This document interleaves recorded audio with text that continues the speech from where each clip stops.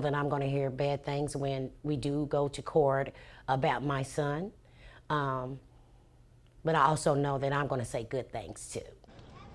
Brand new at 5, that Louisville mother preparing to take on the city as she files a wrongful death lawsuit for her 34-year-old son who died in the jail 1 year ago.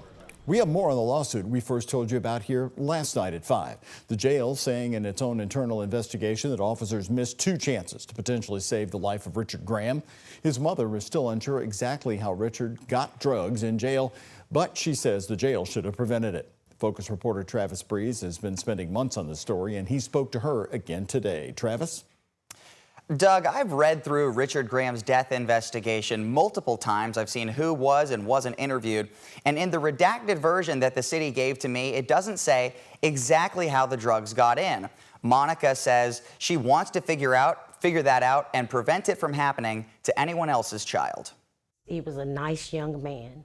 Even though he made many mistakes, he did, he still overall was a good guy. Monica Graham has been fighting for her son for the last several months. He's constantly on her mind. I just been really emotional these last few months. I have.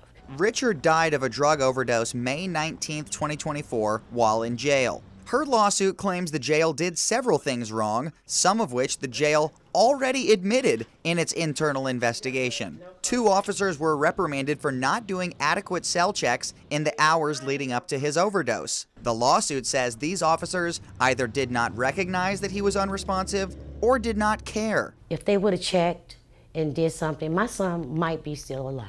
The internal investigation says 1 officer didn't check for signs of life or do a sternum rub. Another officer didn't scan each inmate's bracelet. The jail said this week it doesn't comment on pending litigation, but Chief Jerry Collins told me last month scanning the wristbands is more important. The wristband is a different story. Now that's why they got reprimanded. You can do the wristband, but you really can't go around and sternum rub everybody that's asleep. A source within the jail sent me this video. It shows Richard putting something in his mouth or nose, and the timestamp matches the jail's internal investigation. There might be somebody saying, oh, well, he did it to himself. Of course, he put it up his nose, but he should not have been able to get to it. The lawsuit also says a foreign object can clearly be seen in Richard's body scan during booking. There's no discussion of the body scan in the report, and the officer who did it was never interviewed. That was a lead that they never investigated. Very important. I have tried to reach the officer who did the scan multiple times. He has not responded.